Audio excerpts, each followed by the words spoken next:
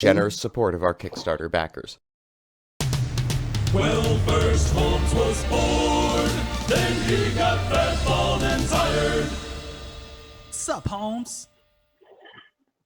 Beware your host, Jonathan Holmes! Thanks so much, Sinistar, and thank you, Mr. Jonathan Blow, for being back on the show. I think it's been a couple of years, maybe. At least. Yes. It's been at least 3. It hasn't been that long. Because I know what apartment I was living in and stuff. So I haven't been there in a long time. Sure, you're in your it looks like your office now. Yes.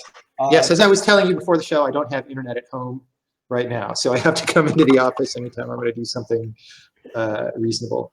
And I can't help but be curious about that. Why is it that you don't have internet at home right now? Because, so for various reasons, I moved out of my old place, which I liked.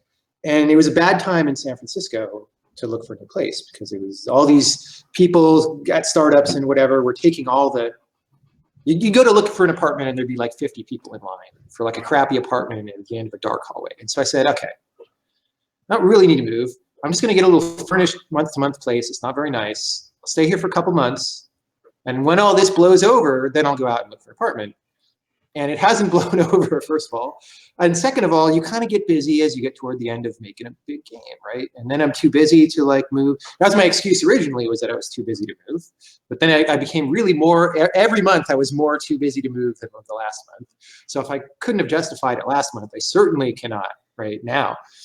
So I've been living in the same crappy place for 2.5 months. And I just hate, like, I had a Comcast thing before, and they did the slimiest thing to me when I moved. It was so bad that you could never expect to keep somebody as a customer if you do something like that to them. Really? So I was like, instead of signing up with them or something, I'm just going to ignore internet. I'm going to ignore the existence of the internet until I get a new place, and that'll motivate me to find a nicer place to move into, which obviously hasn't been enough of a motivation. But it is what it is. It's it has shades of Shaun of the Dead to it. Like you're staying at the Winchester until it all blows over. But it may never blow over. Yeah. I know there's been plays, little school plays put on by kids about how bad housing is in San Francisco right now. Really, I hadn't heard those. Yeah, it's like a culture-wide phenomena that everyone's thinking about how hard it is to get a place to live. So on one hand, you're like, a transient living in and the other end, you've put out the witness after all of these years of working. Yeah. You've been on the stage at E3 not that long ago, a year or two ago, it was. Yeah. Sony has worked, it seems, very hard with you to get the word out about the game. The game's done well. So on one end, you're like on top, as much of a success as you've ever been. In your career. On the other end, you don't have internet at your house. That's right. That's exactly the situation. I don't know if I can add anything to that, really.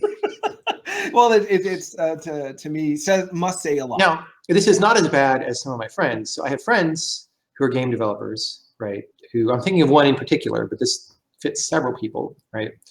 Who will like move somewhere, say they're going to work at EA for a while, right? And say they move into like Santa Monica or Venice or somewhere, and they've got an apartment there, and they move all their stuff in, and there's just a bunch of boxes in there. And 3 months later, there's like a bunch of boxes, and 2 years later, there's still just like a bunch of boxes, and they're dodging all the boxes. And then this person decides to go work somewhere in Seattle, but they've got this cool place in Venice, so they keep the Venice place, and it's just full of boxes. And then you start a new place full of boxes in Seattle. So by that metric, some people know exactly who I'm talking about. I should have. You're supposed to always artfully fudge the details. Sure. I started to, and then I failed to because. Well, we know EA. We're going to look at the list of people. Yeah, everybody who ever worked at EA is a suspect now for what I just said. But no, I mean, compared to what some programmers do, it's really not bad to sort of live in a place you don't like for a couple of years. I suppose, but it speaks to priorities, I guess, and how. Actually, the worst thing about it, it's a little bit soul-killing for me as a designer. Yeah.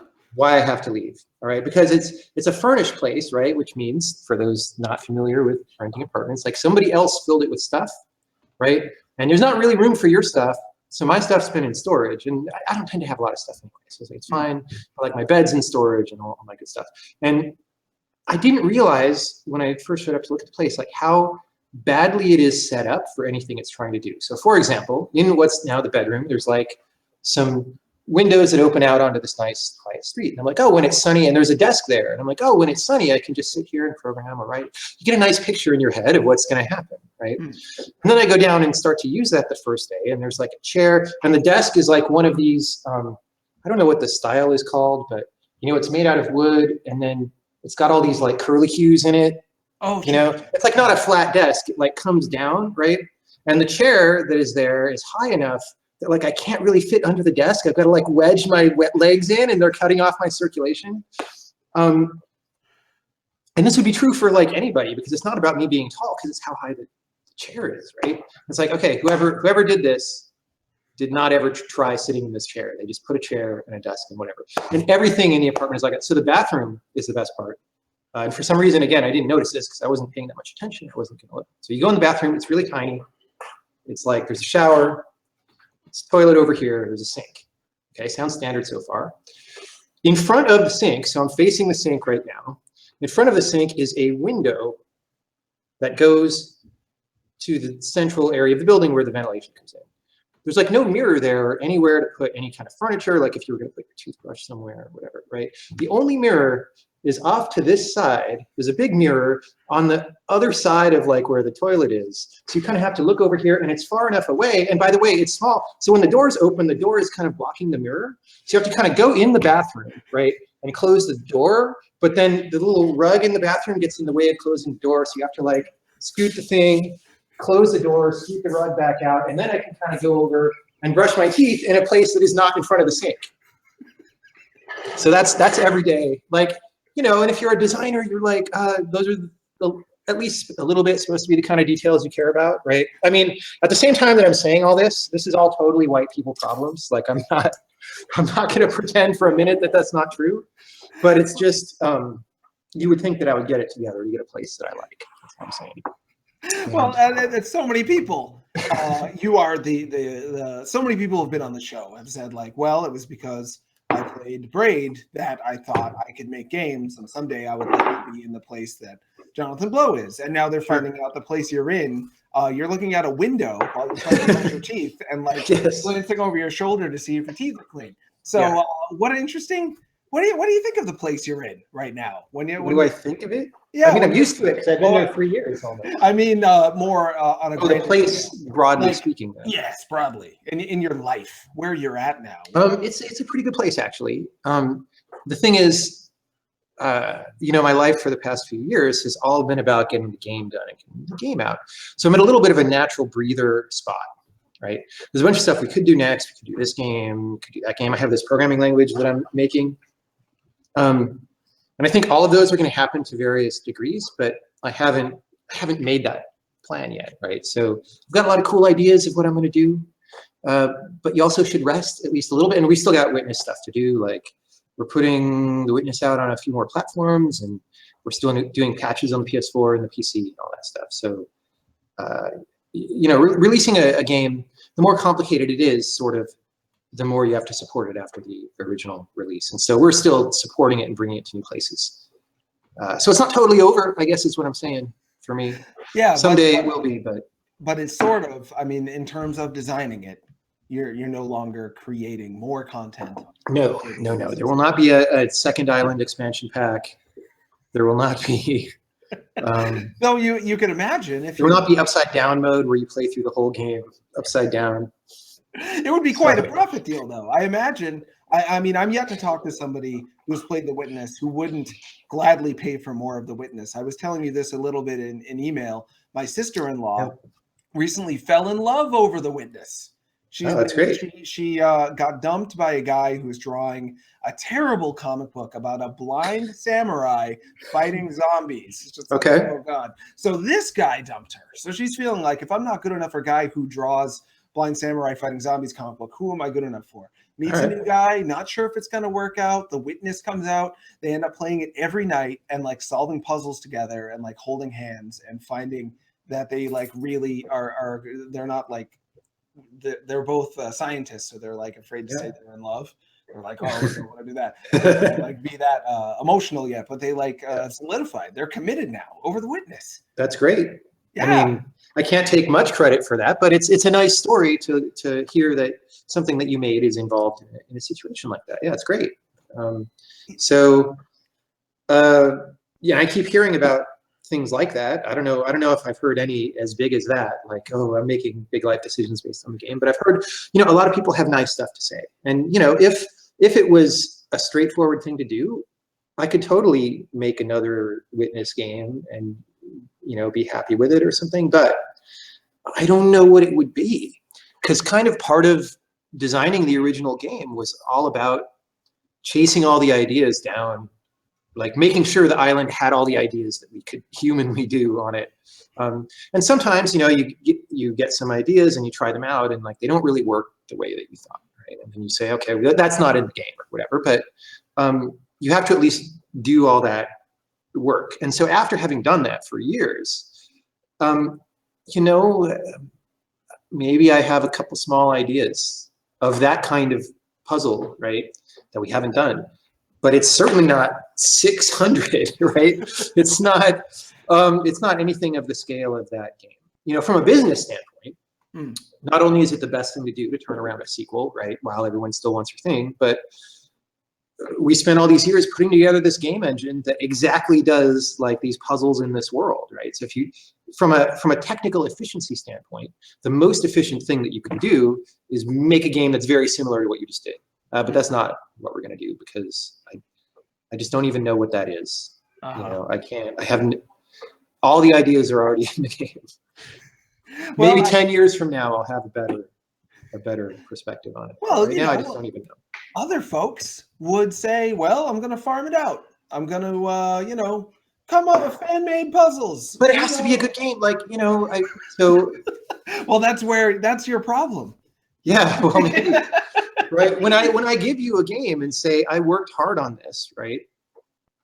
This is the best thing that I could make for you. That's something that people find valuable if they like what that creator has done before, right? Like that's why people follow certain designers or authors or whatever it is, because that author is doing something that I like, that I'm interested in, right? And to then just turn around, and I know this is done sometimes, but to turn around and have somebody else do something and then kind of slap your name on it, I would not feel very good about that at all, right? Well, yeah, I know you from lectures and the one other time you were on the show and a few emails here and there, but you've always struck me as someone who, like, if you die penniless but you've made some good stuff, you'll be like, yeah, good trade-off. Like you've never struck me as someone who's I mean, how long did The Witness, how long did that take again? Was it 8 years? It was, so it depends on how you count, right?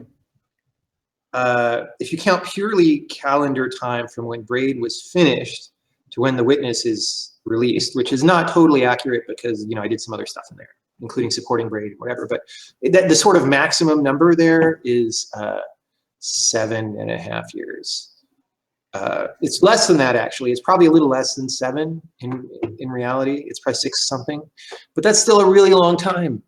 It's a really long time. I'm just imagining, like, if, I don't know. Let's say, I think they're still a hot band. One Direction. I don't know if you've heard of them. That sounds like a band. Yeah, they're a band. If they came out with like a hit and it was people were going on tour and seeing them, and then they took 7 years to make their next, the record label would be furious. They'd be like, you have to jump on this while you have that's why we don't sign with a record label, right? We do what we want. And that's why we have The Witness, and it's been, I hope it doesn't sound like I am criticizing your business acumen, because you've done well. So what I'm doing is absolutely not the best move for running a business. Right. Not even close, right? If my goal was to run the most successful games business, I'd be doing totally different things, right? You would have a Minecraft themed Witness expansion pack where there's puzzles on blocks and you can move like whatever the hell, right? Like that would just happen. But that's not really, it's not what I want to do. Yeah, and you've made enough money to keep going. Yeah. And that is a success. Yeah.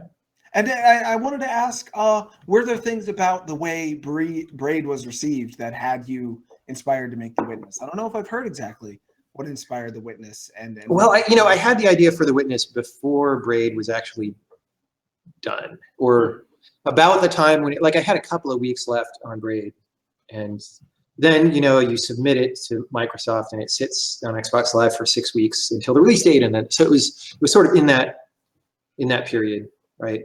And so I didn't know if Braid was going to be a successful game or anything, right? But I put together this idea for this new thing I wanted to do. Figured it would only take 18 months, 2 years at the most. But we ended up making something much bigger than my original idea, which is part of why it took so long. Much bigger in terms of the number of puzzles and the size of the world, but also much just higher production value, nicer world, nicer atmosphere, and all that stuff. Like, we probably spent more on audio alone than the entire budget I had thought the original game would take, right? And that's just what we did, and it was the right thing. I mean, we made the best thing that we can, but it's not what you would do if you were running a business first and foremost at all. Right. And speaking of the audio, I've heard some people say, well, why wasn't there music in it? And on the other hand of it, on the other side, I've heard actually the sound designer and I believe he's the composer as well, C418 for Minecraft, has said, like, this is some of the best sound design, like, period. Like, he knew exactly what he was doing with the sound in this, and yet it threw people for a loop that there wasn't music in the strict sense of the term. Yeah, well, I mean, let's make an analogy, right? So let's say you're making a movie, right? But you don't happen to live in Hollywood. You happen to live in Bollywood in India, wherever that is, right? So the default assumption for what a movie is totally different in that environment, right? It involves dancing at a wedding, probably, right? Like, if you don't have dancing in your movie, it's not really, that's a weird creative choice in that context, right? Whereas if you do have dancing in your movie, in a Hollywood movie, that's a weird creative choice, or an odd, an unusual one, right? And so it's just a matter of context, right? The only reason that's weird is because we're in this environment where games usually do music. I'm not a big fan of poorly executed game music, right? When it's done badly, I think it's easily a net negative, right? Like, just theme songs that drone on and on, or whatever, So first of all, I wanted to avoid that kind of thing. But then the other thing about music is it works really well in things like movies or film, where you know what's going to happen and when it's going to happen, and you know how the characters are supposed to feel because that's written down. And so you score the movie, and this music happens here, and it slowly builds up here, and whatever, right? I think you can do amazing stuff there. It's much harder in games, which is not to say you can't do it well. It's just very hard to do well, right? And I feel like because it's hard, people don't try that much. So rather than do something that I felt was just doing the usual thing that I wouldn't have been very happy with, it was either do some crazy dynamic generative thing with music that is amazing and wonderful and solves all the technical problems of how do you do that, which are unsolved, by the way. And I already had enough problems that I was trying to figure out for this game. So, but the other thing that makes sense is, well, it's a game that's about being in a place, right? And what do you see there, and what do you hear there sometimes? Spoilers, there's some listening that happens in the game as well. And so it made the most sense to me to just double down on that, just having courage of the conviction of what my game is about. And like, okay, we're not going to have music because we don't have music. We have to put tons of extra work into the environmental audio because it has to take the place, right? The music, whatever the music would have been, would have provided some interest, right, as you play the game. It would sound cool, or it would underline a moment, or whatever. Sometimes well, sometimes badly, like I'm saying, because you don't always know what the player is thinking. But you can do it so that it's a net positive and not a net negative, right? If you're skillful. But it felt better to me to make a game that really was about focus and not distractions and not things that take you out of the space. And this music playing from somewhere, playing from video game land, right? It just seemed like the wrong thing for this game. And I'm not making a statement about music in games generally, right? Oh, sure. Next game that I do may well have music, Braid had music, for example. It was just the wrong thing for this particular game. The Witness feels more like a documentary in that way. Like it feels like it wants to transport you to a place where you just experience reality for a bit. And I always worry about this. It can backfire when I do what I'm gonna do. But hey, you spent 7.5 years taking a risk on expressing ideas you had, not knowing if it was going to backfire or not. So Yeah. I can spend 15 seconds doing it with you, probably. Sure. So, I hope it goes Okay. over okay. I tend to look at the personalities of the people I get to talk to, and I look at their games and look for parallels. Have Sure. people already done this to you? Like, have people you haven't met before who played The Witness come up to you and be like, I feel like I know you because I played your game? Like, or maybe even better, people who know you already, did they play The Witness and be like, oh yeah, it's just you in game form? I get this. I don't think I've ever gotten comments of that exact kind, but it might be because that's a little weird and stalkery of a thing to say to someone, right? Uh-huh. Someone might be thinking that and just not actually say it. Right. I might actually say it. Oh, okay. Well, definitely there's a thing where, people will see me working in a cafe in San Francisco or whatever. This happened yesterday, and to say hi and that they say that they really appreciate the game, but it usually doesn't get too stalkery like that. Okay, that's good. But people who know you already, did they play the game?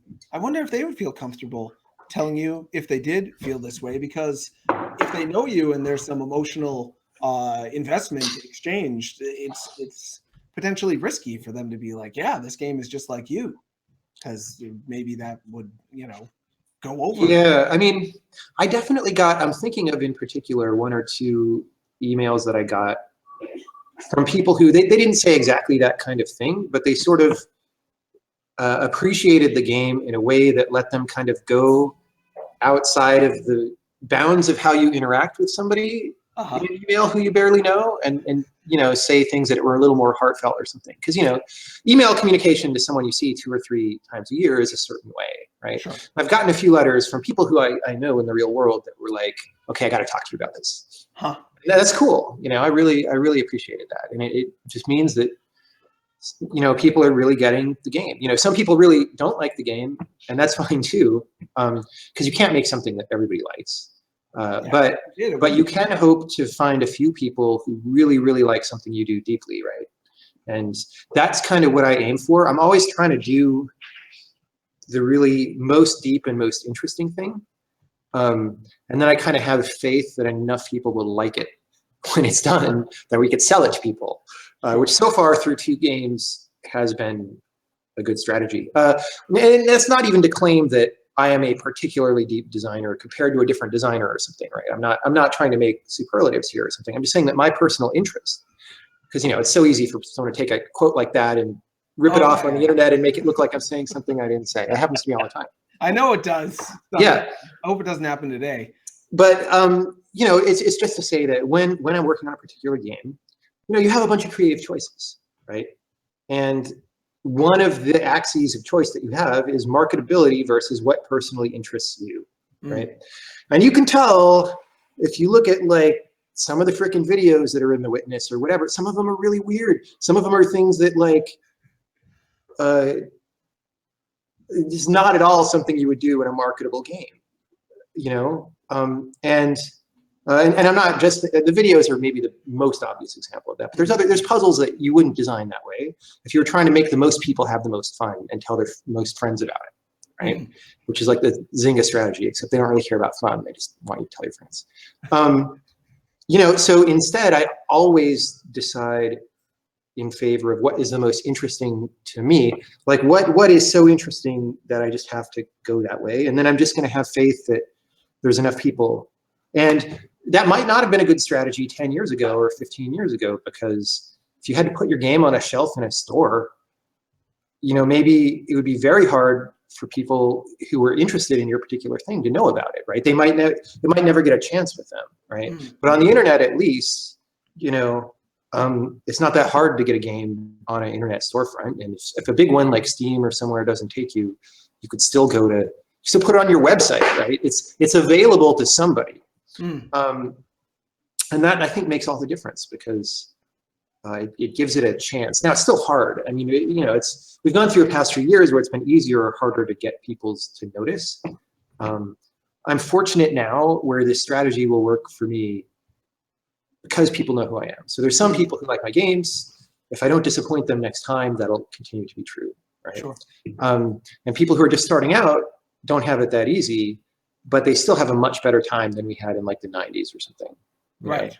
It was not possible to like do an indie game the way we think of it now in the 90s or the early to mid 2000s, right? It only became possible. It was possible again like in the 80s when you just put your baggie on the store or whatever, right? But then that got exploited by bigger and bigger companies and it went away, but then it has come back again. So you do, especially if you're a new developer, you have to work hard and be smart about getting people to know why your thing is good and why they should pay attention to it, because people get bombarded with all this stuff. All these games want your attention, right? And I'm sure, like, I don't know if you review games that often or anything, but you probably get like assaulted by emails, right? Oh yeah, it's like nonstop, right? Yeah. And that's probably true for any games journalist, right? And so it really helps. What I've always found is that honesty is the best policy, right? If I can go to you and say, legitimately, this is the absolutely most interesting game that I knew how to make, that's worth something if you're telling me the truth, right? And so that's my strategy. And it's worked so far. Yeah, it sure has. So many different places I could go with. Yeah, I'm sorry that was long and rambling. Oh no, I'm totally. How long are we here, by the way? We usually do an hour and a half. Okay. We've got a ton of questions that have come in. So we'll get to those maybe earlier than usual. That'll be up to Sinistar, turning the knobs in the background. He'll turn the question. I used to think Sinistar was a good arcade game, man. It is. It's hard. It's hard. People don't. Yeah, I mean, that was one of those games that embraced the difficulty, right? Yeah. The idea that you're supposed to kick someone off as quickly as possible. Well, sure, arcade. But that was a great challenge. Like Sinistar and like freaking Defender or I guess maybe Stargate was harder than Defender, but a little bit. But they were both quite hard. Yeah, absolutely. Yeah. And yet people stuck with them because they felt something from it, even if it was. Sinistar was a brave game in that sense. Like. Just like, I don't care about fuck you, player. We're just going to kill you. Yeah, the boss just shows up and kills you. Okay, so many places we could go. I'll talk about The Witness a little bit. There may be people listening to this who haven't even played The Witness. Okay, are we avoiding spoilers or are we doing spoilers? Light spoilers? I think that if you announce you're going to spoil, that is... Close your ears now. Yeah, people can do that. They have the technology to control what goes in their brain or what does not. So The Witness, here's why it reminded me of what I think I know you are like. This is why I felt like, oh, this feels like this guy I've talked to. Man who I've only met it once at PAX or whatever. Yeah, on this show, actually. It was the only time we've actually... No, we met in person once. Did we? Yeah. You've met a lot of people. I think you might be thinking of another... another Jonathan Holmes. Yeah, okay. But I maybe we did meet. So it is a world where... And this is my way of describing The Witness for people who haven't played it. A world where some things happen. It's a world where things have been made by people and they're all beautiful. Like everything is beautiful. And the things that have been made and the things that are natural almost feel like there's no division between them.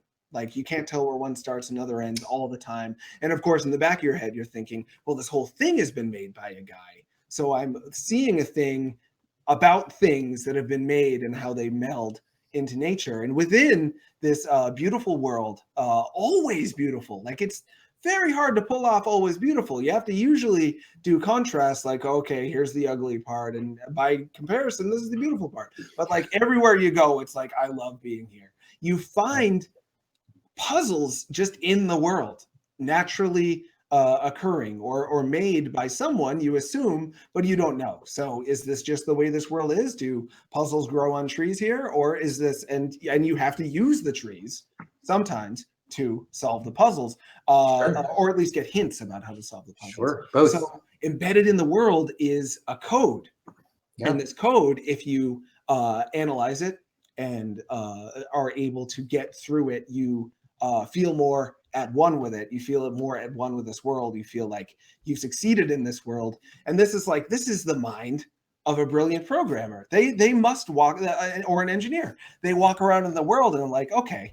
Oh, and I forgot to mention a lovely thing about The Witness that you've already talked a little bit about. It doesn't shove like personality down your throat. There's not like a cartoon character with one cocked eyebrow being like, let's go witness, kids. It's like, you have tons of space for your own personality to be in the world and therefore interact with the world from different points. So as I know you as a person a little bit, how I imagine I know you anyway, you're someone whom doesn't inject like a ton of personality. You have personality, but it seems like you don't go out of your way to like, for instance, earlier you mentioned how like people might take pull quotes from you from this and like take things out of it. That's always uncomfortable. But in general, as I feel like I know you don't want it to be about your personality. Like you didn't call it like Jonathan Blows the Witness. You don't like thrive off of headlines quoting you. You're like the anti-Donald Trump of game development in a lot of ways. You're not just making it about you. And likewise, The Witness isn't about like showy personality. It's about like quality and beauty and getting to the underlying coding language of the things that people have made and how that fits into a natural world. Did that make sense? Yeah, and I think that's all true. Like that would all be things that I would say about the game and about myself, but then I don't know if I don't like to make things about me, so I don't know if that was the fun. If that makes the game be about me. It's and in fact I'll say this, right? For a while, you know, the structure of how the story stuff happens in The Witness is that you know, there's recordings that you find in the environment, and they're pretty well hidden actually. Like they're not generally like placed in the obvious path, right? Like they are in a lot of games. You have to kind of find them, and even when you do find them, they don't particularly give you very much in the way of like actual story events, right? It's more like very general ideas that eventually you might put together into something, right? However, if you go back six and a half years to my original conception of the game, that was actually going to be one track of audio recordings, and the other track was going to be things placed more in plain sight. So like you go to it, you get through the doorway of a new area and you see one there, and then you solve a bunch of puzzles and you see another one or something. And those were actually going to be autobiographical, like loosely autobiographical. They're going to be fictionalized, right? So it was going to sort of be a game about me in a certain way, because I had a very hard problem.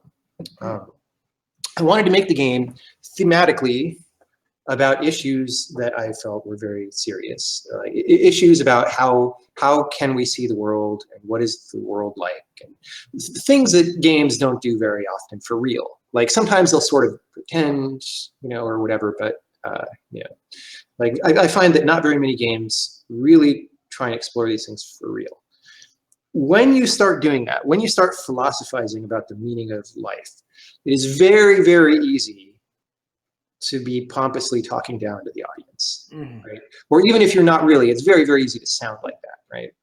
So one strategy for counteracting that tendency was going to be, I'm going to do a narrative where the main character is basically me, and I'm going to be more vulnerable than you would traditionally be as an author in a video game. I'm going to say stuff about my life that's actually you could use to hurt me, right? And in that trade, it showed when you're vulnerable, you can't really be looking down on someone. You can't really, it's right, because being above someone is just, it's a different posture, right? So that was my way of keeping it honest and well-intentioned. But as I wrote that stuff, I just never, I reacted badly to the part where it was about me. I didn't, like I wrote a bunch of stuff and I was like, oh, this could work. But then as time went on, see, here's the thing about taking a long time to make a game, right? 6 or 7 years is a large portion of somebody's life, and you change as a person over the course of that 6 or 7 years. And by the end of that 7 years, I no longer really felt that it was important to say these things. I looked at it and I said, well, this particular scheme of how the story is going to go, I see why I wanted to do that, back in 2009, 2010. I see why I was excited about it. But I don't really feel like it's the right thing anymore. Like I've moved to a different place. And so the actual decision of what the recordings in the witness are and how many there are and what was in them was not made until October 2015 or something. Like it was really late in this development. Prior to that, I'd been tossing around possibilities for years, but like at some point you have to like, bam, this is it, right? It's not going to move from here. And that was in October, and we had already announced our launch date being in January. So I had a lot to do at that time. My goodness, and some of the I don't again, spoilers are a little risky. Sure. But it's not stuff you created necessarily in all of the audio and video content you can unlock. No, it's mostly, it's almost completely quotes from other people through history, right? Yeah. Scientists and philosophers and various other people. There's maybe 6 recordings that I wrote out of 40. It's not a big percentage. Sure. So Poets, there's some poetry in there. It's stuff that you've thought about. It's stuff that's been in your head. And it's in the witness as an extension of what it's like to be in your head. So to me, it only. But really, the way it's in there is just like what you were saying before, where just like the environment is sort of sitting there waiting for you to come to it, right? These recordings and stuff, they don't really get in your face. You could argue that the videos are a little more in your face, but for the most part, they don't really. They're just hanging out, waiting for you to find them. And if you find that you don't like them, like you either don't like the kind of thing they say, or you think it's too much work to look for them, or whatever, then you can just not do that, right? And you can wander through the game and do the other parts of the game. And so that's what I was aiming for, is a very player freedom, right? How do you do player freedom in a genre that doesn't have, conversation trees or something, right? I mean, this is not Mass Effect 2, right? This is not my favorite store on the station. So how do you do that? And that was one way to do it. It's just space. It's still a static environment, but there's just a lot of space for you to approach things in the order you want and with the character that you want. It spoke to. One thing about this is again me thinking about how the game is an expression of. Did I say BioShock 2? I meant Mass Effect 2. I think you said Mass Effect. I think you did. Okay, never mind. Anyway, go on. People know what I meant.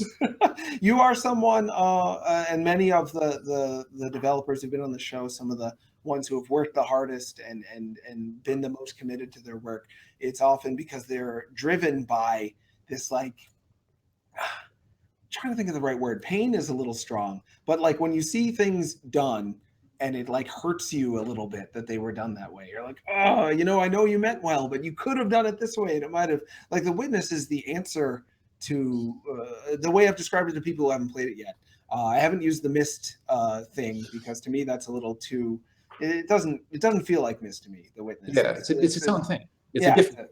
But if like Braid were your Super Mario Brothers, like your answer to Super Mario Brothers, I actually have said to people, the witness feels like your answer to Metal Gear Solid, and that evolution. Really? I got to have, because Metal Gear Solid was like, well, now I've got this scope, now I've got this budget. Oh right, I'm going to do something big. Yep, and I'm going to integrate audio and video in it.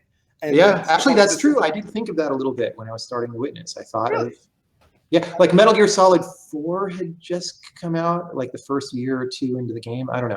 I don't remember. Yeah. And the one that had the weird kind of reality, kind of fiction. That was the fourth one. Yeah, I think it had live action in it, and they've all had a little bit of live action clips and like quotes from real philosophers and military strategists and whatnot. But overall, the game is about moving a point through a maze and getting to the right place in the point. Like that's all that happens really in the first Metal Gear Solid. It's just how are you going to get around the obstacles? How are you going to take in the environment to figure out? So I see the analogy. I wouldn't have thought it that way, but I'm glad you saw it at least. And that game, more so for Kojima, was an evolution of now I can do this with video games. And likewise, for you, it seemed like The Witness was on a scope and a size. You would have not had the capacity to make The Witness when you made Braid. Oh, absolutely not. Right. And that did determine the game a little bit. It was like, oh yeah, now I can do something bigger. Right, Cool. right. I had no idea how much bigger it was really going to be. But I aimed for something 2 or 3 times bigger than Braid and got something way bigger, right? Like it's 10 times bigger. I don't even know. Because the puzzles don't exactly compare. It's a lot bigger. Sure. Yeah. It's certainly 40 hours. People are saying it's taken, and they play it all. That's if you're a serious gamer, 40 hours. Like I know people who are in the 100 and somethings. Really? Yeah. Because it depends on how good you are at puzzles and how. There's just a sort of a thing, if you play a lot of games and you're walking around a 3D space a lot, there's a familiarity that's there that might cause you to notice things that are attention-getting, right, more quickly than someone who doesn't have that kind of experience, right? Sure. So I think that's like 40 hours is definitely a gamer number. And programmers I've talked to, actually, so the programmer Sean Hitch, who made Anodyne, he whizzed through it. He was like, oh yeah, these puzzles, this is how I think anyway. And did it, and he wrote a pretty interesting blog constructed about it. He had a lot of feelings. He wrote many words about it. Okay, it inspires. That's cool. A lot of, so, if this is if you've continued to expand, sorry, my cat showed up. What do you think would be like having the experiences you've had so far? I'm guessing you're in your early 40s, late 30s. Going on mid 40s. Are you? Yeah, no getting up there, man. You're halfway through, or a third, depending on how long we're going to end up living. After bioengineering gets involved. Have you ever seen people who are 100, man? It's difficult. So what do you think you want to do next with your time? You've got some ideas. Is there? Well, like I mentioned, so there's obviously other games that I want to do, and I've spoken about before. I actually prototyped another game while I was working on The Witness, and it's got like 40 hours of gameplay already. What? What is it? Can you tell us about it? I'll say it's not a puzzle game because that's another question that people ask me. So there is some kind of non-puzzle genre of game that I managed to put together in my copious spare time while working on The Witness that you could play for about 40 hours. It's one of those indefinite kind of games, but after about 40 hours, you've probably seen everything right now. So. That's a long game. That's okay. Well, but it's gonna get a lot longer. I'll tell you that. I don't know if that's the next game. It's probably not actually the next game that will come out because I want to rewrite that in my programming language, which I'm working on, and that'll take some time. So we're probably going to use the Witness engine, which is in C++, which is a different programming language, to do our next game that will actually come out. And then this other stuff will be going on on the side, and then we'll see what happens. So why the programming language? Because being a programmer in games right now is terrible. It's really bad. We just kind of suffer through. It is obviously, I'm getting into territory that is highly opinionated, right? Some people think that C++, the language that we use for making games, usually, sometimes people use other things. So like if you use Unity, you're probably using like C# or something because that's what is enabled by Unity. But there's problems with that and reasons why you don't want to do that, mostly having to do with performance and your control over what the game is actually doing, right?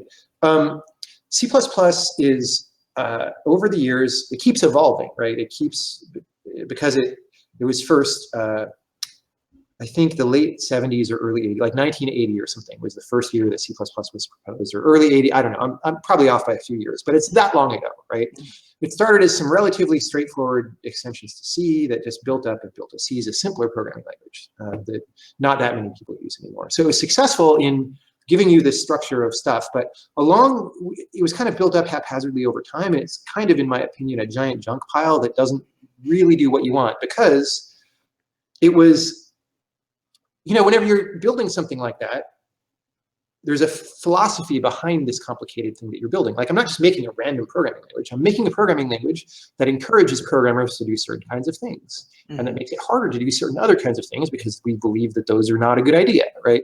And at this point, I believe that ship that those people believe in of how to program has sailed to some faraway land that I do not want to be in. Right? It's some vision of how you're supposed to program that I think is wrong and makes programmers worse and makes software worse in every way, right? It makes it take longer to build software, and it makes it more buggy and all this stuff, right? But of course, the people who argue for this style of programming will try to counter argue all that, and getting into that discussion would be like a long thing, right? So we're leaving the scope of what we can reasonably talk about here, but at the same time, there's this defeatism about it because it's like, oh, a lot of people would really like to use other tools, but like game engines are these huge things. They're like millions of lines of code now, which is a lot. And they're all in C++, and there's all this inertia. Like, some people cannot even imagine that you would ever use another language. And I didn't imagine it either. And so I was kind of depressed for a while about this. Like, I was get up every day to go program, and I was really bummed, right? And then at some point in late 2014, something like that, on YouTube, I just made a couple of ranty videos about like, look, we should do a new programming language because here's all the things we could get. And those ideas were not even nearly as good as what I've done since then, but they were starter ideas, and they gave me a lot of hope. I was like, oh my God, I could really enjoy programming, if we did all this stuff. So I've been working on that since then, and I had to take a big break as we finished up The Witness, because finishing a video game is a very, very serious thing. It takes all your effort and all your stamina. And so from like October to mid-February, actually, because we were supporting Witness on PC and stuff, I didn't touch this language at all. And then as of a few weeks ago, I picked it back up, and I've been working on it again. And a lot of people are looking forward to it, I think. Yeah, I'd imagine. I mean, at the very least, people have got to be excited to see what someone whom has really embedded his adult life in the act of programming would be able to do to create something that evolves it and makes it contemporary. Yeah, although you could say that that's true about all programming, or most programming languages that people make are made by people with a lot of experience, with a few exceptions. Well, some of those exceptions are the most notable languages that plagued the web, by the way, but we won't. That's a whole other like flame fest, right? But the difference is, so I believe that video games are probably the most difficult kind of software to make at all, because they're the most complicated. They're crazy, right? There's other applications that are more serious, right? If there's a bug in your game, nobody's going to die, right? Whereas like medical software, you have to be very serious about that, right? Or if you're like programming the thrust controller on a rocket, that's in a sense a harder problem, because if you screw up, like the rocket is going to crash into someone's house, and that's not good, right? So those are more serious in a certain dimension, but because they're serious, steps are taken that requires the software to be tremendously simpler, right? So in terms of the logic that is run by the program, something that steers the space shuttle or a rocket or something like that is actually tremendously simpler than a video game. It's like there's no comparison, right? So that has certain, it means that certain ideas are tested, right? So there's all these object-oriented programming kind of ideas, which is part of what the C++ community supports. And then there's also some other arms of what those people think is the right way to program. And in my opinion, we have tested those much more thoroughly in video games than in other fields. And I don't find them to be beneficial most of the time, and neither do most of my friends. They're more like techniques that you could use once in a while in a little way, but it's not like that's how you should program, right? And so it's coming from a different direction. It's like, okay, someone who spent their life in video games making a serious language to replace C++, I don't think has ever been done. Maybe someone's done it and I haven't seen, but usually people in games make like the scripting language that our game is going to run, and then the core engine runs on this other thing, right? And the scripting language is like to make the modelers and the artists more productive, and they can code behaviors in the level. That's usually what people do. I guess there's the Naughty Dog example where they made a Lisp variant at one point on the PS3 or something. something. I don't remember that. I never saw exactly even what that was, but that wasn't then put forth as a way to program broadly in the world, right? So it's a very rare thing, and I don't know. I'm not going to pledge to you that I'm the right person to do it, but I haven't seen anyone else do the things that I want to do, so I'm doing it. Sorry, for anyone who's non-technically inclined, that was a really long answer. No, and I want actually more of that. Like, I want to know why. I'm very curious because I can't program to save my life. What it is about C++, what they have made difficult to do as a way of steering you away from even. Okay, I'll actually answer this with something that is even broader. Okay. So most programming languages that have been made since the 80s have an idea about what it means to be a more powerful programmer. And they each have a different way that they try to do it, but there's a common idea. And the idea is that you shouldn't have to think so much about the details of what the computer does, right? You should have what's called higher order expression or higher levels of expression.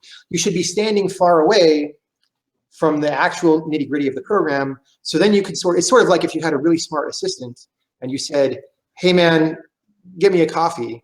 And you don't even say where, but he knows that Starbucks is nearby, but you don't like Starbucks because you spit it out last time you had it. So he's going to go to the more hipster place down the road, except that they always have a long line. So he starts dealing with those, but he knows that you want the coffee now and not an hour from now, and he figures out some plan of how to get you a coffee, right? That's kind of the idea of what programming should be like. And if you could do that, like that abstractly, that would be amazing. But nobody's ever been able to do that, right? So what they instead manage is like baby steps toward that, where they start to step away from the machine and the details, but then they don't really get to a very productive place. It's just far from the details, but it's not that much more powerful, in fact. And in fact, what happens is these higher level constructs about how you're supposed to organize the program end up being as big of a problem as the problems that you tried to solve by stepping away from the machine. And then in the process, though, now you have more code. Because the machine has to do the things, which means the low-level code still has to be there, right? If the graphics are going to be on the screen in your game, there's something drawing those, right? And then you put all these layers of stuff on top of that so that theoretically you don't have to think about the details. In reality, that almost always makes things more complicated instead of simpler, right? And so if I'm going to state very broadly what my goal is, it's to make it possible to go to higher levels of expression like that without losing sight of what the machine is really doing, and without trying to wrap things in these weird layers of abstractions, right? So it's more end-to-end. It's like I'm up here, or I'm as high up here as I can go feasibly, which, as I've already said, isn't really that high, but it's better. It's you can do some cool stuff, but I could still reach down to the bottom when I need to, right? And C++ will tell you that you can do that, but you really can't. Yeah. Because there's too much to wade through. There's too much. Yeah, it's just programs become incomprehensible, and it just becomes too much code. Like if you sit down. So, oh man, I should supply the link. But a developer friend of mine, maybe I won't name him because I don't want controversy. Sure, who does? But he recorded a really funny rant a few days ago of drunken programming. It's on Twitch, actually, where he just yells obscenities about C++ for like an hour, but like while stepping through the code and explaining why all this stuff is terrible. So, that sounds really good. It's not at all. There's definitely factions who will tell you C++ is like awful and terrible, and there's other factions who will say no, it's fine. You just have to knuckle down and bear it because it's what we have, right? I mean, I don't think anyone will tell you it's perfect, but some people might tell you, well, it's so much hard to actually do better for real that why would you do it? Because people try to do better all the time, and it is not actually better. So why try, I guess. And I sort of agree with that philosophy a little bit. Like if you don't have a good chance of succeeding, then maybe instead of trying that, you could try something else that's more productive. Like maybe I just make a whole different game or something. You channel my creative energies elsewhere. But I think I see enough specific room for improvement that it'll just be amazing when I get this language done. For me, at least. It's like when I design a game, I try to design the things that are the most interesting to me. So the programming language is like the thing that I would enjoy the most programming in. or at least experiments in that, because I don't always know how it's going to come out. So I try some things. And, so it's really designed the same way that I design a game. And I don't think that that's ever been done, like someone designing a language the way you would design a game.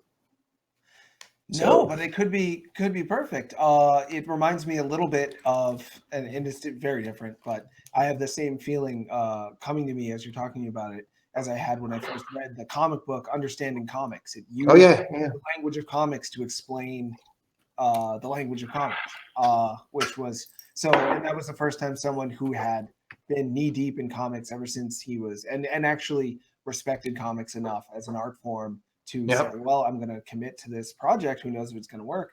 And he did it. And it it's a really good book. Anyone who hasn't read that, go read it. It's good. Awfully good. Yeah. I'd love to see you team up with Scott McCloud. I don't even know what we do is different enough that I have no idea. You know? Yeah. Just talk about stuff. What would happen if I teamed up with Justin Bieber? Like, I don't know. Like, what even would that be? Well, even if it was just a roundtable talk show, Scott McCloud, Jonathan Blow, Justin Bieber, and then like McLaughlin in the middle or something from McLaughlin. Yeah. I'd watch that all day. David Hasselhoff drunk on the floor eating a hamburger. It'll be great. It'll be the greatest discussion.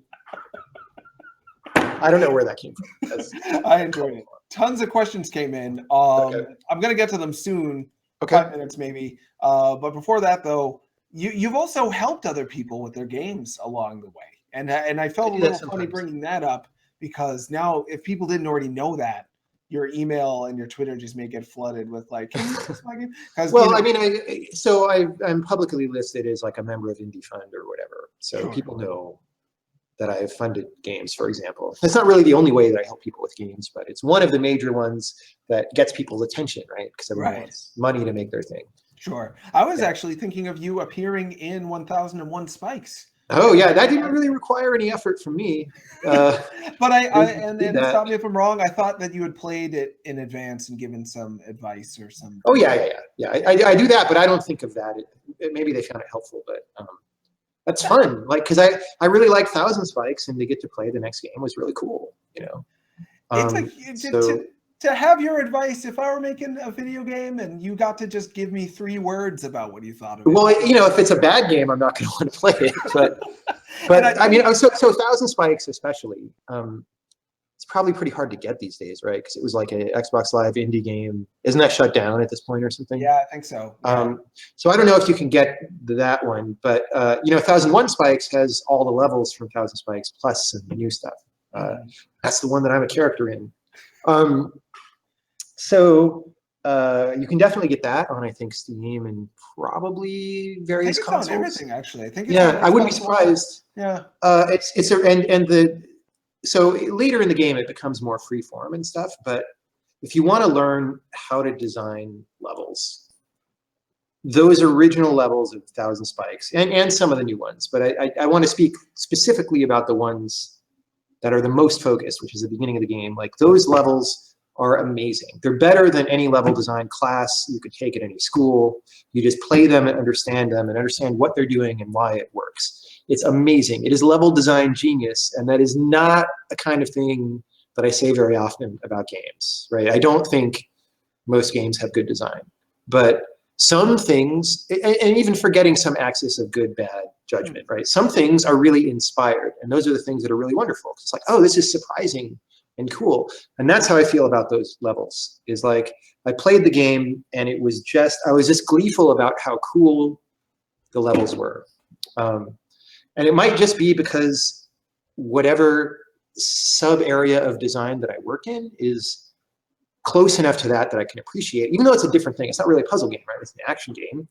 But the stuff, I don't know. I'm kind of rambling at this point, but no, I'm enjoying it. It is a game about, to me, it definitely shares similarities to stuff. Well, I realized what I was going to say, so sorry. Yeah. Let me finish this. So the thing that I do in The Witness and in Braid is I communicate through puzzle design, right? Mm-hmm. And that kind of communication is happening in 1001 Spikes as well, through the level design of that, even though it's not even a puzzle game, right? It's an action game. And so, you know, myself and some other designers like Mark Ten Bosch and whatever will go sometimes and give speeches about, like, here's how we design, and people will say, okay, that's fine, but how do you apply that to something that's not a puzzle game? Because we both happen to have mainly done puzzle games with these techniques, but we say, oh, it's not really only limited to that. And I would give 1001 Spikes as an example of how it's not limited to that. Like there's one specific level on that game. That's the first one I ever played, actually. It was at PAX, well before the game came out. They were showing it, in a booth at PAX. And just the one game with like the 3 levels of spikes that pop up and down in different ways is like, that level is just complete level design genius. Like if you understand that level and you can build things like that, then you're among the world's top level designers for all I care, right? Like, and I don't say that very easily. So maybe they liked that I really appreciated the game or something. I don't know. But I'm sure they were excited to get you involved with it. And you're a really cool character in it too. You've got a gun that if it hits an enemy, time slows down. So you've got, and you can glitch the world a little bit. And you've got red eyes that speak to passion and or lack of sleep. And 1001 Spikes is one of my favorite games too. It is so in love with the language of level design. And that's the correlation I see between, I mean, a puzzle is a language. And if you learn the language, then you feel closer to the person who sent the message to you via puzzle. And I definitely felt. I'm going to be a little bit distracted here for a second because I got a low battery warning, I think. Oh no! Or that was your guys' warning, but I think it's a low battery from my headset. So I'm trying to find a USB cable. Oh, it's beeping again. Oh, that's okay. In the meantime, I will let people know that in the new Game and Gears of War 4 should be good, maybe. They interviewed. I thought they were doing a Gears 4 a while ago and then they canceled it or something. I thought there was a 4th Gears that was about like a trial and shooting aliens. That was Gears Judgment. Yes. Which was not officially in the 1, 2, 3 series. It was an extra. It was the 4th Gears, but not Gears 4. And they interviewed you, but they did not do a big, glamour shot with you posing. With the fist under the chin. That would have been good. There are some good questions in here, though. I enjoyed it. They did ask a little about the pee bottle. People are curious. That's great. When you do interviews like that, people ask for headshots and whatever. I'm just going to give them my 1001 Spikes image next time. Because when there's a character select, they have like a big one, right? Yeah. It looks good. So I'm going to send them that. Yeah, I've got a high res of that somewhere on my computer if you want it. So yeah, questions. I guess we should get to them. Let's see. Abdil Morales Elpez asks, what puzzle games would you recommend for someone who enjoyed The Witness to the last bit? I guess that by that he means the whole darn. Well, the obvious answer to this is a game that isn't out yet, but it's coming out in a couple weeks. And I saw on the forum someone predicted this answer. It's a game called Steven's Sausage Roll that is coming out soon. And you can search for it, and you'll find a relatively cryptic webpage for it. It's possibly the best puzzle game ever made. I'm not saying that lightly. It is very, very, very good. It is also very, very, very hard. You did testing on that too, right? Yeah. I was playing it this morning, actually, because he's up to like the 1.0 release candidate. So it's getting pretty close to done. Yeah, I was playing it last night. He actually sent codes to us. And awesome. How far are you in it? I can't figure it out. But, it's hard, man. Yeah. I encourage you to play it because it's one of those games where you start and it's just so hard, and then you get a little bit of victory and it's like, okay, cool. And then you start getting it, and then the train starts rolling, and then it goes to so many surprising places that by the time you get done with the game, you're like, wow, I can't believe this freaking game about rolling sausages did all these things. But in a design way, right? Not like a fiction way. It's not like aliens invade the Earth and like turn people into sausages or something. No, it's like level design and the way things are built. It's really, it's probably the best puzzle game ever made. Wow. So check it out. Yeah, it's really good. Yeah. Other stuff that I like that you can play right now, you'll be able to play that in a couple weeks, I think. I don't know, maybe he'll hold it back for a whole other year. But you can play Heroes of Sokoban 1 to 3, which are free web games, which I think are very, very smart. Mirror Isles by Alan Hazelden is also a free web game. And they're very minimal. You know, you have to to play these, you have to sort of look past the very minimal, like non-animating sprites on a web page and really want to play it for the design. But they're really, really some nice games. Ant Flora's Mansion by Antipixelanti, also very smart. These are all puzzle script games, which is a language that someone made for building web puzzle games. If you're a programmer, I like TIS 100 on Steam, but that's also a very, very serious. Whoa, what is it? You have to like programming. Yeah. Yeah, it's sort of like, you know, the fiction is it's the 80s or something, and at a garage sale, you got some weird computer that came maybe from Russia or somewhere and was secret, and it acts a little bit like a modern computer in that there's this grid of parallel processors that all run, you know, sort of like when you go to the store and you buy a CPU and it says it's like 6-core or whatever. It's because there's 6 little processors all running independently. And programmers need to think, actually that raises a lot of issues when you're programming. It makes programming harder because you've got to coordinate with all these things with each other and not mess things up. So it's like that, except the actual processors are so crappy. They're like crappier than the crappiest CPU that you had ever heard of from the 80s or the 70s. They do almost nothing. So you actually have to get them to do stuff by like writing this network distributed program. It's pretty cool. Whoa. I can't help but be curious. So you're that's by Zeptronics, the guys who make Infiniminer. Oh, all right. I think he made Infiniminer, right? Infinifactory, definitely. Stuff like that. Infinifactory is cool. Yeah. Quick tangent. So you use programming to tell computers what to do and like how to display things, and you also now run a team. Yeah. How are those similar and different? They are not at all similar. Yeah. they bear no resemblance to each other at all, except at the level of general problem solving, right? Like, I generally got to get this game done. So we need some people to do some things. And we need to maybe start breaking the problem down. That's how you program too, is you break a big problem into smaller problems. But the way you break it down and what you break it down into is very different in programming versus running a team. Sure. So dial it back again real quick. Like, I took The Witness as your perception of like a fun way to live. Like, it's a fun day out. That's how it is. But I don't know if I think of it that way. Yeah? No, I don't think so. Yeah, well, I had fun. And well, I mean, I hope that people have fun playing it, definitely, right? But it's not, if I made a game where I was like, when you play this, you're going to have fun, it'd be different. It'd be like a Jet Set Radio thing where you're like, ooh.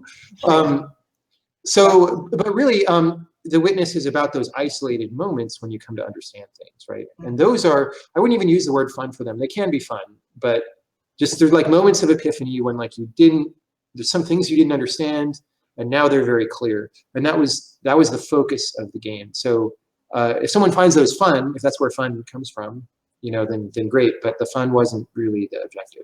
Is that where you have the most fun or do you have the most fun? No, because it's a very serious game to me. Yeah. Like it's very. I mean, I definitely had a lot of fun when I was designing the puzzles, and I was like, oh, this one's gonna be great. Is whatever. I had a lot of happy times designing things for that game, but I'm not designing to produce like fun in This is super. This is a whole other episode we could talk about. I was getting in an argument with a young game designer. He's like 20, so I can't help but feel like I have a whole 20 years on top of him in terms of.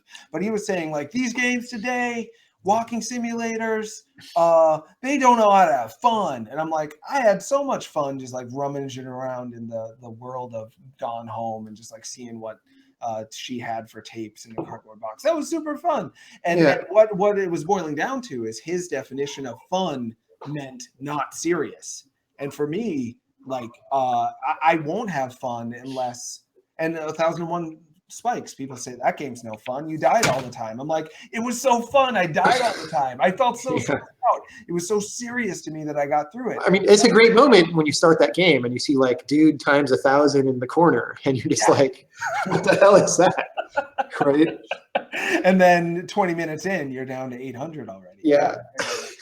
So yes, for me, fun usually doesn't happen unless something's kind of serious. Yeah, and that's the thing I was saying about everybody's different, and you're just not going to please everybody when you make a game, right? And so whoever this 20-year-old designer you're talking about has a very specific kind of thing that he wants, and he probably doesn't like my games either. I mean, my games are not like Gone Home. They have more gameplay, but like they're not trying to be that kind of wild ride or whatever, you know.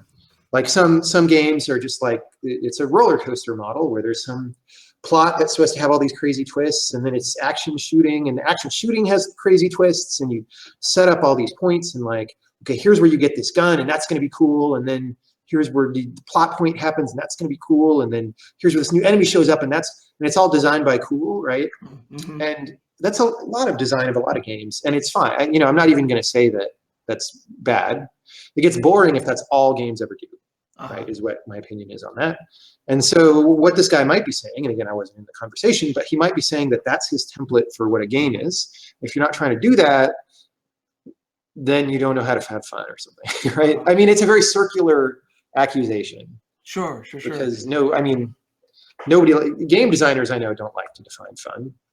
It's just a thing that you have or you don't have. So, I mean, I'm not surprised when people play The Witness and have fun with the puzzles. They might have frustration and then fun, right, or something, or confusion, frustration, dawning of an idea, more frustration, and then fun. Like, it's complex, right? But I designed for that moment of epiphany, not for how people are going to feel about it. That's the difference. You're free to feel about it however you want, right? I'm not trying to encourage you to feel a certain way. Yeah, but you wanted an event to happen. Really a neurological event. It's a biochemical event when that epiphany. I don't know if it's biochemical, but it's something. There's, I think I read it was, but I don't know. I didn't look at the brain myself and watch the chemicals happen, so who knows? I take every piece of brain research that I read with many grains of salt. As you should. Oh, yeah. Makes perfect sense. Man, I could still dig into that, but I feel badly for these people who are so excited to ask questions. I want to make sure I get to some more of them. Dioberto asks, after creating the base framework for a game, what's your process for building the build content or for beginning to build content? My mistake. Well, it doesn't totally work like that for me because when I start a game, I don't know exactly what it is. I might know in general terms what it is, right? So like in The Witness, I knew there was going to be some panels that you do puzzles on, there's going to be some environment, and there's going to be some recordings or whatever. So that is, I wouldn't call that a framework, but you could call it that in the spirit of the question and say, okay, so I did sit down and program that as the first thing without knowing where it was going to go. But that was done being programmed. Like the very basics of that all worked in the first month or something, right? Out of a frickin' 7-year development cycle. So that wasn't the hard part. And so it's not really worth talking about at length, right? The hard part is then figuring out the details, which I like having that basic part of the game available because then instead of designing on paper and like, I think it will be very interesting if this and then this, right? I just start typing. I start typing code. Okay, you can trace stuff on panels. What kind of panels are there going to be? I'm just going to start typing code. I have some ideas, but they're not necessarily the right ones. In fact, we just, a couple weeks ago, we booted up some version of The Witness that we showed at PAX the first time when we had the stealth booth that nobody knew was my game, right? And it really was my game at that point because the rest of the team was not on it. Well, they were starting to, but it was a very ugly programmer art, like not that interesting looking thing. But it was sort of the first test of the gameplay. Almost none of those puzzles from that survive into the current day, even, and that was 2010 that we did that. So there's just a long process of exploring the design, and I like to do that by typing the code in. I might try doing it differently for the next game because we want to try and make things faster. So if I have to program a design, it may not, if I have to think ideas and then program them and then think them, programming is hard and it takes a long time. So if somebody else can program them, then maybe that'll work better than it usually does because I'm also a programmer and I understand. I can just sort of say what the actual code is, whereas most designers have a more fuzzy picture. right? So maybe that'll work. It'll be an interesting experiment. But then I just try to chase the ideas down, right? So for the witness, where can the information for these puzzles come from? Or, a lot of the time there's natural phenomena that you're dealing with. Like it's about light and shadow. It's about being in a world with these things, so physically blocking things, or light being filtered and whatever, right? What are all the variations of that I could even think of before I even know what puzzles to make out of them, right? And then how do I make puzzles out of those? And it's just a long process of exploration. And there's not really a roadmap to that, because for every game it's different, because every game's about something different, hopefully.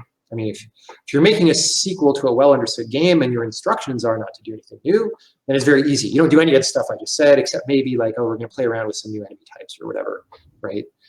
But in a new game, with a new design, that's most of the design. It's just doing that stuff. And I can't really give you a map, except to say there is a lecture from IndieCade 2011 where myself and Mark ten Bosch gave sort of a here's how we design stuff talk. And that's on YouTube. You can look that up. Huh. Yeah, very good. Dr. Mel asks, if you were given the chance to make the next entry, this is going to be maybe impossible, maybe a non-answer. This is a question I ask a lot of people because I'm always if you were given the chance to make the next entry in any existent game series, kind of what you just said, like the next Metroid or something, full with creative and financial control. So you have all the money in the world and you can tell anyone to do what you want to do. Are there any game franchises? So for most of the time I would have just said no to that, but actually in the past year, I have an amazing idea for an Earth Defense Force game that actually does a really good job with Earth Defense Force, unlike many of the sequels, right? Like I'm a fan of like Earth Defense Force 2017 or whatever the Xbox 360 one was. That sort of, to me, was the height of the series. For anyone who doesn't know this game, it's about it's a little bit Starship Troopers-y. There's like a lot of bugs, and you just shoot a lot of bugs. It's a very dumb game in that sense. We had one of the voice actresses from the game on the show last week. Oh yeah, coincidence. Maybe I could get some voice acting for Earth Defense Force. She would love to hook you up with the Earth Defense Force people. If you I have a very entertaining idea for that game. It would probably be a very expensive game, but it would be awesome. Whoa! Can you give us any? How could I not be on the? Well, okay. So to me, the core of what makes Earth Defense Force good is about just being completely ridiculous. Like I'm upgrading my pistol. Like, at first it's like totally normal upgrade paths. Like I've got a pistol and now I've got like a rifle. Now I've got a bazooka, right? And, eventually you can up the damage on the pistol. And if you upgrade things in a certain order, your pistol is like more powerful than the bazooka, and like you're shooting down spaceships out of the sky with your pistol and whatever. So just keep going with that. Like take the design way more in that direction. And then I've got a sort of shape for the fiction too, that do the same thing also with the fiction as you do with the design of have them work in unison around taking how far you think ridiculous can go. And going just farther. The goal is we're just going to make it more bonkers than any game you've ever seen. See, I was like just bananas. Before, because I was thinking all the different things we could talk about. What you might be doing next if you would ever take on like a comedy game. We've had some of the pioneers of comedy games on the show. Ron Gilbert's been on the show. And I think you're funny. You've always made me laugh. I've never tried to make a funny game, and I'm not that funny in day-to-day life. I don't think. Yeah. All right. I don't know. Maybe. Yeah, it's hard for you to say. You're right next to you all the time, so it's hard for you to know. But I don't know. I don't know what I would do for a comedy game aside from Earth Defense Force. That would be very funny. Hilarious. Yeah, I would freaking love that. So, in your spare time, when you're making your programming language and your game that's already 40 hours long, and the other game that's going to be we'll just do an Earth Defense Force game. We'll get the license from them. It'll be awesome. It will indeed. Ship of Fools asks, do you find online multiplayer game design interesting, and would you ever want to make one of those? My first game professionally was an online multiplayer game. In fact, it was online only team on team, server based, drop in, drop out, hover tank war game. Not many people seem to know that, but that was the first thing that I built when I What started was a that company. called? I don't think I knew that. It went through several names. The most recent iteration of it was called Shock Force, and it was on Interactive Magic's servers. That was the most. Before that, we were on things like Total Entertainment Network or whatever. Wow. And those were back in the days when like you didn't really have 3D graphics accelerators. So here we are, we're coming out of school, and we're like, we have to figure out how to draw 3D graphics on the screen, pixel by pixel, in 1996 when computers are really slow. So that was a very educational time. We did not do very well financially, but I really learned a lot from that. And it was online only in 1996. Yeah, because I was inspired by, there was a game called NetTrek that I used to play in college. It's kind of dead now. People get together for games once in a while, but it hasn't aged well technically. I sort of tossed around an idea of building a new NetTrek, but I just got too many things happening. But I used to play that all the time in college, and that was like a Star Trek game that's team on team. And it's kind of like football, where you're almost like playing different positions. Like you've got a battleship, like, and then a scout up in front, like, and whatever. It's not that, you know. Since then, we've had probably more sophisticated team on team games. But for back then, like the early 90s, it was pretty sweet. Yeah, it sounds pretty cool. A guy I know, he made a game called Electronic Superjoy. He's now working on a game called Go Go Electric Samurai, which sounds like your old game. It's like hover tank fighting. It's versus F-Zero kind of. Small world. Yeah. He would love your advice, I'm sure. One of the other games that I've played around with that I'm not making right now, the ideas that I've played around with, not games that I played around with, but in the middle of Witness development, I was like, okay, maybe after the Witness, I'm going to make a team-based online RPG, you know, where again, you have like, the wizard is sort of like a certain position you can play that can do certain things, and the fighter does like other things, and it sort of would have been partially a puzzle game, right? Where you sort of solo to get experience and stuff, but then there's like team-on-team matches where you're like clearing out dungeons and stuff. We might do that someday, because the thing that makes it good is all in the details. Like that concept that I just said could be good or could be bad, but the particular details that I had were pretty cool.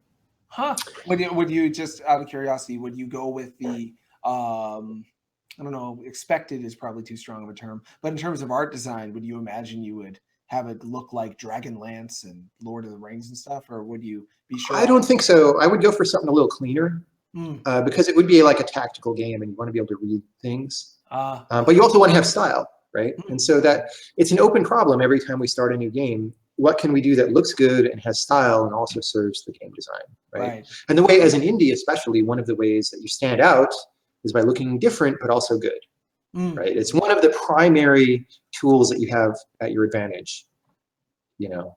Is that you can look different. You don't have too many people usually hanging over your head saying it has to look like this because this is what the demographic. Yeah, so be brave as an indie developer, and but also skillful, right? And make something that looks good. If only like a lot of indies' idea of being brave is like doing retro pixel art, which like every freaking indie game looks like retro pixel art, right? So you're doing the opposite. You're like non-distinguishing yourself. So you want to stand out. You want to step forward from that line of retro pixel art. And how do you do that? Probably every game should do it differently. Yeah, absolutely. Though I am seeing trends, and I think, you know, the Witness has been around in people's minds for a while. This very clean, sometimes textureless polygon look seems to be getting bigger. Steve Swink's using it with scale, which is a very beautiful game. There are benefits to it. Like in the Witness, we did something like that, but we're not actually textureless. If you look closely, we have textures on basically everything. But they're subtle, you know, and they blend from one thing to another. And then we have light maps pasted over it, like global illumination paths and stuff. And the reason we went with that kind of a look for the Witness is because I wanted you to feel being in a space, right? And we wanted to build a really good lighting engine, right? So we had pre-baked lighting.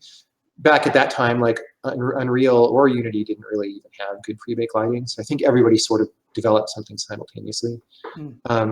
But so, you know, one of the programmers on our team basically wrote all that himself. And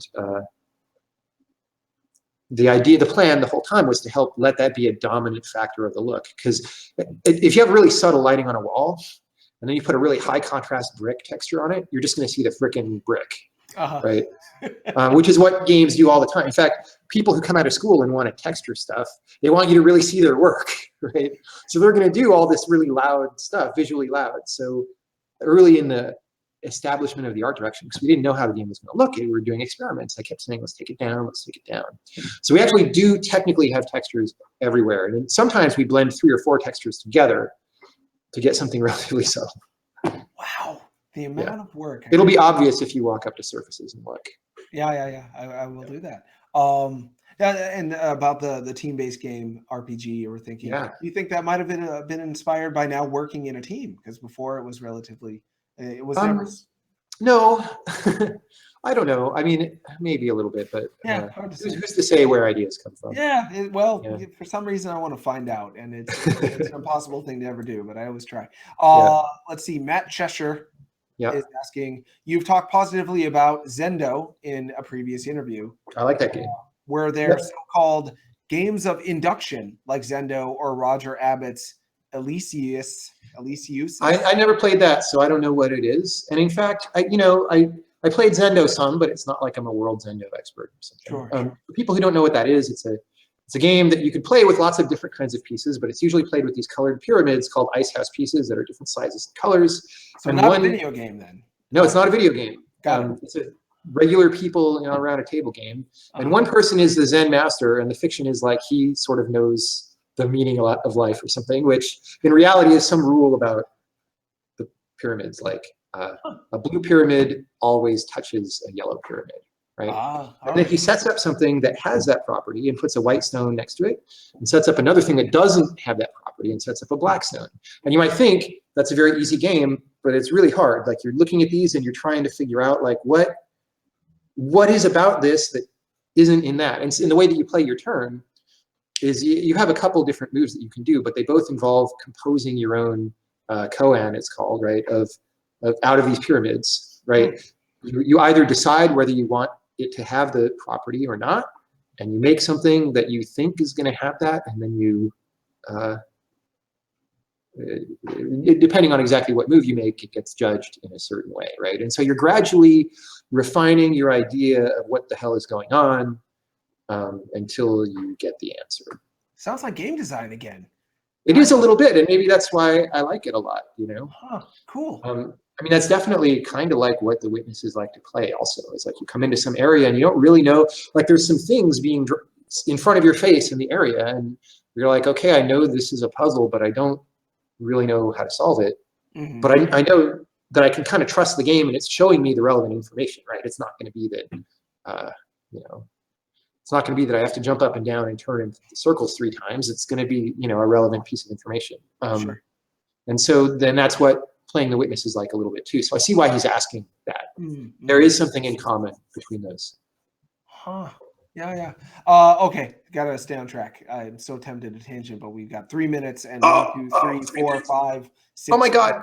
Yeah, we can do it. Adam Gashlin asks, do you think there could be or has been a game about programming in a practical rather than puzzle solving sense? Like you do it and get a job done. I mean, there's like job interview websites that work that way. I'm not sure what he means. I think I don't know if you've played Human Resource Machine. I haven't yet. It's on my list. It's pretty fun. I don't know if you already have it. If you don't, I can. It came out sort of when we were going into the big. I have to work really hard on the witness all the time. So it's just in my backlog at this point. It's a little more literal in how it's about programming. You actually put a string of, go-to commands together, and a little person carries a box around. So that's, I guess, practical, but it's not solving a puzzle. Like, I mean, TIS 100 is puzzles, but if you can solve those puzzles, you can write real programs just fine. Interesting. I got to play this game. John Dura asks, So now the development of The Witness is finished. Are there any games that came out during the time that you wanted to play but were unable to because you were too busy? So we just named one. And there's probably other ones. It's just hard to remember because, like I said, it's all a blur. I just have to go back and look still. So you don't remember any specific game that you were like, God, I wish I was playing this right now instead of making Not really. Because making a game, it has to use so much of the parts of your brain that are engaged with the fun of you're not just getting it done, it's your game, so you want to get it done as best as you possibly can. And by the way, the clock's ticking, right? So that part of your brain was already at full. You're saturated. Jonathan Gills maybe. Ignoring building the empire was more time spent on the line puzzles or the world layout. Was building 600 puzzles. That's got to be like a typo or something. Yeah, it is mispronunciation. Ignoring the line puzzles or the world layout. Yeah, which one took more time? Well, the world layout involves many people. It involves architects to design the buildings and modelers to model and texture the buildings, and me to preside over those in terms of design and make sure they do what they need to do for the puzzles. So by number of hours, world layout is way more. Puzzle design was mostly me, and I didn't spend 100% of my time on it. I don't even know if it's 50. It's probably under 50% of my time over the full development. So call it one person for 3 years to design the puzzles. Maybe it's a little more, one person for 3.5, 4 years. But just getting the world put together is many people for 5 years. It's like 25 person year. I don't even know. 20, 18 person years. It's a lot.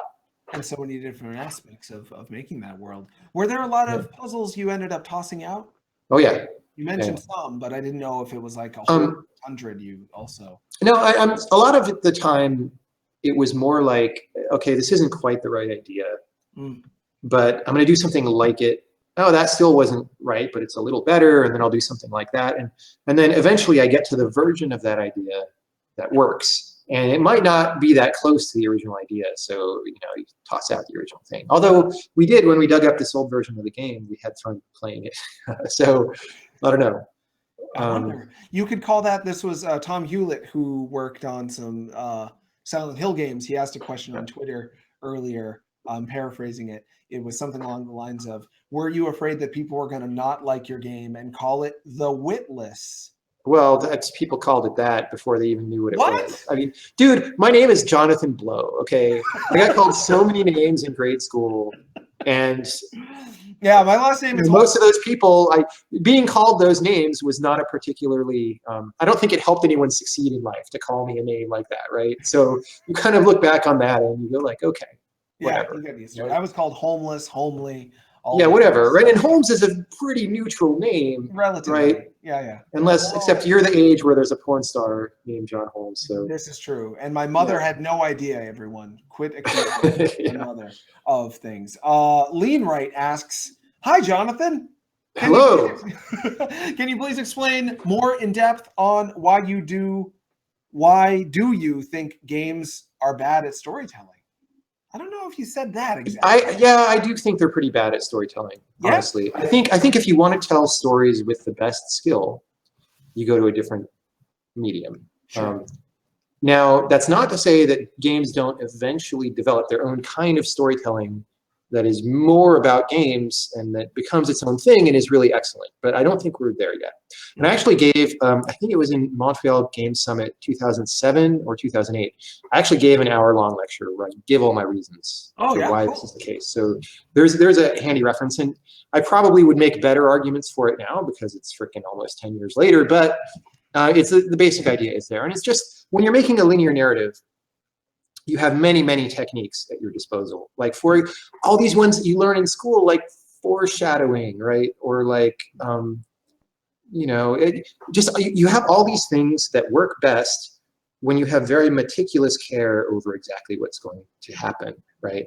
And games at their best give the player choices. I mean, if it's narrative, I mean, it's a little weird to say this because The Witness doesn't really give you choices, right? Because it's a very static environment. But a game that's like about a plot,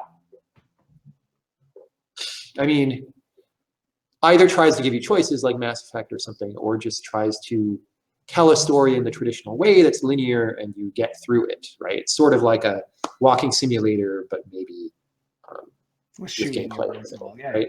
And it's my opinion that that gameplay in the middle usually happens only interferes with the story and makes it worse. That if you took that storyteller of the same skill, and I'm not saying the storytellers in games are unskilled or that they can't write good stories, but if you took that person and had them make the same story, except now it's a play or a movie, it's always better. Always better. Sure. I think people often measure how well was the story told by how much I was transported into the world of the story. And yeah, and I mean, that's a valid thing to want, right? It's valid to want a game for a story, right? And in fact, people who are frustrated by The Witness, sometimes it's because they're not getting that out of the game, right? I'm not giving them that, because part of the reason they would want to be in a world is to have the story happening around them, right? And I very deliberately choose not to do that in that game. And you know, it's a totally fine thing to want. I just think we, like, to be good game designers, we have to be aware of both the strengths and limitations, the strong points of our craft and the weak points, right? To be a good designer, you've got to know about both, right? And game stories, I think, can be good if you judge them up against like an Iron Man movie or something, because that's what they're copying. Sure. But I don't think Iron Man ever really changed anyone's life, unless it was a really little kid with a terrible life and Iron Man showed him he could be strong, whatever. And that's a valid thing. But when you look at like the kinds of art that people really say, oh, this changed my life, it made me see the world in a different way, or it made me a different person, or whatever, right? It's usually not Batman versus Superman that did that. Batman versus Superman is an entertaining movie, right? We can do entertaining stories in the Batman versus Superman way. I don't think we can do stories in the change my life kind of way. I personally have never seen it done successfully because you need a great degree of subtlety to pull that stuff off. It's hard, and the game part of the game just ruins the subtlety. Yeah, and I imagine it. Like we talked with Nina Freeman, who's now working on Tacoma, I think, with Fulbright, about just like trying to do a sex scene in a game and have it. Good luck with that. Yeah, exactly. Right. Well, you know, in a story being told, you may see the two characters fall in love and have sex. I recently watched Anomalisa. I don't know if you've seen it. I want to. That's on my list of things I can see. Yeah, I Kickstarter funded that. Oh, did you? So yes. Cool. Heck of a movie. Has a pretty graphic sex scene in it with realistic, with puppets, by the way. This is a puppet movie. For realistic animatronic animation, stop motion animation. Totally. That's a spoiler, by the way. I didn't know that. So you ruined the movie for me. Sorry. Anyway, they pulled it off, but like it's a first. So my long-winded tangent is there's a lot of things I think in games can pull you out and make you realize you're playing a video game and you don't feel like you're actually having sex when you're pressing. But that's a very interesting case in Tacoma because it's a very specific thing to try to do, right? It's like saying we're going to make a game with an amazing story is a very broad statement. And I think if you go into it with that idea, you probably fail because it's hard and you don't know specifically what you're doing. Something like Tacoma, where it's like, we've got this arc mapped out and here's what the moments are. And this one's going to be really difficult. So we're going to focus on it and try to make it good, right? Because we're aware that games are bad at this. That's the important part. Then you stand a chance of pushing the medium forward. It also could go very badly, right? But that's brave. That's brave game design. So absolutely. Cool. Yeah. Very cool. Lean Right asks, oh, I did that already. Dogman 564. Dogman. Yeah, Dogman's in That's here. A lot of Dogmen. Oh, and we went over time, but that's fine with me. How does creative writing influence your game design side? I was enthusiastic about creative writing when I was in college, especially like freshman, sophomore year of college. I was sort of double majoring in creative writing and computers, but then computers kind of took over. I actually had a couple science fiction stories published in relatively major publications under a fake name. There are, out there in the world, there are science fiction stories that I wrote that nobody knows it was me. But I think today I would write something much better. So I'm not saying that those are amazing or anything, right? Maybe they were just trying to help the young writers by bringing their publication in. Yeah, everyone wants to read that story now. Can we? I guess we will have to figure it out on our own. And one of them really, actually the best one was the third one that they accepted. And then magazine went out of business before publishing the third story. Oh no! That was about. It was a story that these days I don't think is that good, and then one that is better, and then the third one was like, yeah, all right, I'm into that. Yeah. And then it didn't even happen. Son of a gun. So it's not really something that I think about that much. I thought, like I said, I thought The Witness was going to be more of a creative writing exercise than it actually turned out to be. Next game may have really a lot of writing in it. And if it does, maybe I can't write it all because there's too much. I don't know. We haven't even started on it, so we'll see. But, every game is different and every game needs its own thing. Sure. Earlier in the show, you were talking about how when you were working on The Witness initially, it had autobiographical elements, and part of your hope was that would keep it from feeling like you were talking down the audience. That's something that you wanted to evoke. Sometimes people, as you were talking about it, I was thinking about Zoe Quinn, who made an autobiographical game, and people still felt like she was acting like she was superior after making it. People find a way to be mad. They do, and to some extent, I mean, we're in a little bit of a culture of outrage right now because this whole internet communication thing, especially, is something that as human beings we're not totally equipped to deal with. That has become clear, especially the past couple of years. Like every little thing becomes an outrage. Yes, and is not healthy and it's not good. So I don't admission I didn't play the particular game that you're talking about yet. It's gonna be on my list to play, so I can't say anything specific about that game. But I think in general, people don't understand how hard it is to put yourself in a game. Yeah, right? And it's totally free for them to just dump on you because they didn't expose anything, tender about themselves, right? Sure. So it's a very one-way thing, and again, that's brave. And the more people do that, it's good. But it can be a very hostile environment out there, and I don't like that part of it. No, me neither. I do hope that people. I am allowed to say this because I'm not you, so this is fun for me. So when I played The Witness, I felt like you were helping me or hoping that I took away from that. Not only how do I get better at The Witness, but like how do I deal with life? We all hit challenges in life, and we'll feel like they're insurmountable. We'll feel like we don't have the tools at our disposal potentially to get into them, but we don't use all of our brain all the time. Our brains can be cloudy, murky, difficult places to navigate. So while we're trying to solve the problem, we may be anxious about the fact that we're trying to solve the problem, which blocks our ability to reach into our brain and find the solution to the problem. But if you sit back and think about it before you act, or if you take some time off from it and come back to it, all of a sudden you have a new brain. You're a better person than you were before. At least that's how it feels. And there, you've done it. I hope people decide to try to do that with the way they interact with human beings a little bit more.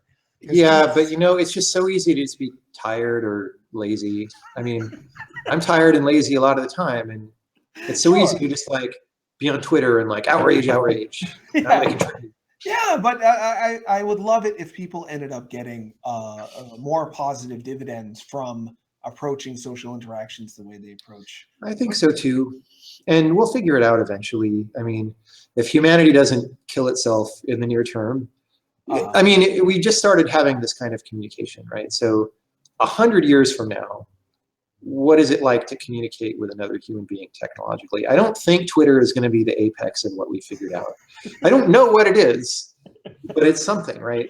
Yeah. And hopefully it'll be better in that direction because it couldn't be that much worse, honestly.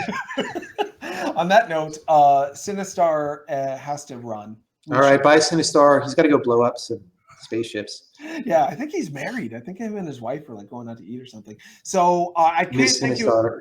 That's a good video game. The bow on the head. I was thinking that too. Thank you so much for being back on the show. Thank you for having me, man. Oh, my pleasure. To watch you on the stage at E3 and to see The Witness be the huge success, at least it appears to be a huge success. Yeah. It's been such a pleasure for me to see that happen. It couldn't happen to a better guy, and I can't wait to see what things happen to you next. They can follow you on Twitter. You're Jonathan_Blow on Twitter. Yes, that's correct. The Witness is available on PS4 and Steam right now. currently, and we're going to work on iOS pretty soon, and cool. maybe Mac, and maybe some other consoles. It's all in the air. Really? That's exciting. So you can look for his game, and Braid is on PS3, Steam, Xbox 360. It's on stuff. It's almost everywhere. So those are some things you can find from him. Me, I'm at Tronauts on Twitter. You can follow me there for things about this show and other things. You can watch the show later on YouTube, youtube.com/Subholmes Show. I think this is episode like 184 or something. That's a lot of episodes, man. Yeah, I enjoy the show. There's another episode with Jonathan you could watch if you liked this one, where I called you a genius like 20 times, and then tons of people were like, "You were too nice to him. Be respectfully cold next time." So I tried to be more respectfully cold this time. All right, good job. I feel a chill here. I did my job. So tons of episodes of that. You can also listen to it on Libsyn and iTunes in podcast form. Oftentimes people prefer that. So that's it. Thanks so much, everybody. Take care. Bye-bye.